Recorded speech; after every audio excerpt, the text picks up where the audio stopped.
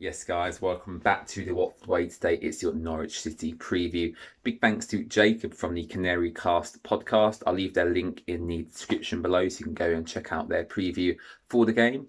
While you're down there, also let me know your score predictions as always as well, and also make sure you subscribe to the channel. I'll be back after the Norwich game for some fan cams and reviewing the game as a whole. Hopefully I'll be reviewing a Watford win. And yeah, hope you enjoyed the video and I'll see you next time. Hi all, hope you're well. Jacob here from Canary Cast podcast, a Norwich City fan podcast who follow the team up and down the country and all of the highs and lows.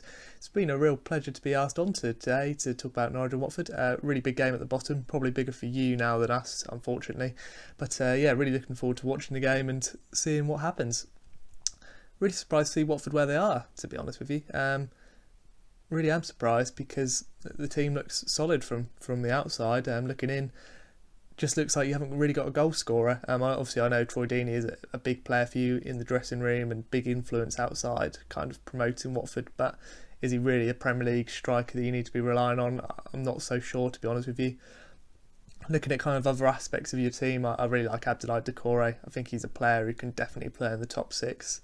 I really like the way he runs onto the ball from deep, and his engine is fantastic, really. Ismaili Sarr as well has got an array of pace and just bundles of energy.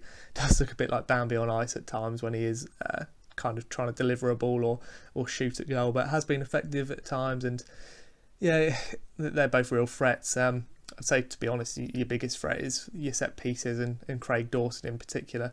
Obviously, I've seen him play against many a club, and obviously that famous double for West Brom against Arsenal. But Norwich can't defend set pieces at all well. We use zonal and it just doesn't work. If you watch the game against Everton that we've had recently, Michael Keane literally just walked into the box and headed comfortably down. If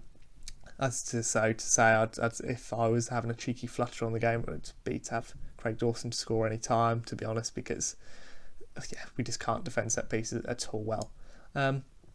Kind of looking at the way Watford's season has gone, obviously you beat us 2-0 under Quique Sanchez-Flores to get your first win of the season, and if you defend resolutely against Norwich and give us very few options out wide and narrow, you will beat us comfortably again.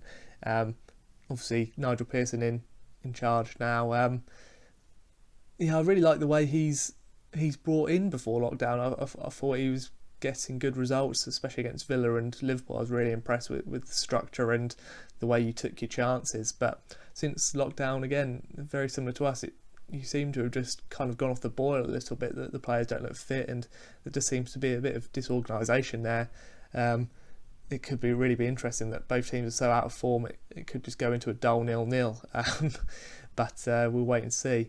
In terms of Norwich, we were really optimistic before lockdown. We obviously beat Spurs in the FA Cup, a fantastic occasion, and narrowly lost to Sheffield United in a game where we had chances, really good chances and probably should have taken a point. We were playing well in games. We were just naive, really, and just losing by the narrow goal. But we had optimism that we had 5 winnable home games.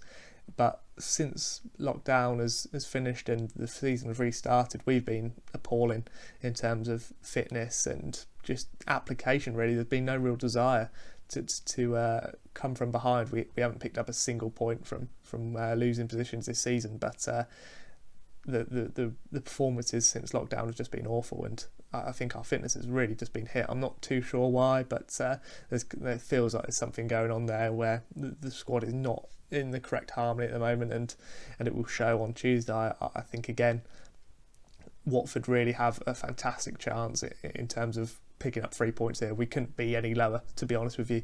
I haven't seen this team play this poorly under Daniel Farke at all. Even before, when we were losing, it was, like I say, there was heart, desire, and we were just unlucky. But now it just, the teams we've been beaten by since lockdown has finished, they haven't had to get out of second gear. We've seen them against Manchester United in the FA Cup, the desire that we as fans want to see, but the other games, the teams have not really had to try very hard at all. Brighton have just sat back against us, and we always give a team a chance. They seem to just be sitting back and waiting for us to give them that chance, and we do. At every game there will be, again against Watford, we will give you a good chance from either a set piece or just a sloppy piece of play. The way we play is possession based, and we need everyone to be feeling confident from centre back through to midfield and then up to attack. And at the moment we're just not feeling that. Timu Pukki kind of epitomises that. He's a shadow of his former self, really, and he is our biggest threat. But there seems to be something on his mind other than football at the moment. He just doesn't look right, and I wouldn't be too worried about him again on Tuesday. Todd Cantwell has been the biggest revelation of our season, really. He was a bit part player last year, but has really come on, scoring goals, assisting, and looking really bright. I think he has shown all season how much he cares for this football club, and has really stepped up to the plate. Other threats, I'd say Onel Hernandez can beat everybody on the pitch, but also himself in terms of not really knowing what he's going to do with the final ball. But he will get into dangerous positions if you let him. So that could be an interesting one. And then Adam Eder is a massive threat for us in terms of off the bench. He's got pace and strength. A big Irish striker who could hope or will hopefully play. Norwich City fans will definitely be hoping we see him start the game. He could be in a bit of an unknown quantity, but against Dawson and Kabasele, who are very experienced pros, it could be quite interesting to see how he does there. Emi Buendia as well was fantastic for us last season and has been good in parts this year, but the game has to be going his way for it to work, really. So otherwise you will see a lot of flailing arms up in the air, unfortunately. For me, this is Watford's big chance. Norwich couldn't be feeling any lower right now. We don't look like we're going to score, and we always give the other team an opportunity. If you don't win 3 points now, I don't know if you will again this season. Like I say, set pieces will be a big one if you are resolute and strong up front and give us tough aerial battles. We will not win them, unfortunately. At the moment, it's a bit of doom and gloom. I can't see ourselves picking up another point. So, 2 teams out of form, I would say, unfortunately, I think it's going to be a narrow Watford win, but we'll wait and see. Hopefully I'm wrong, but best of luck for the game, and thanks very much for having me on the channel.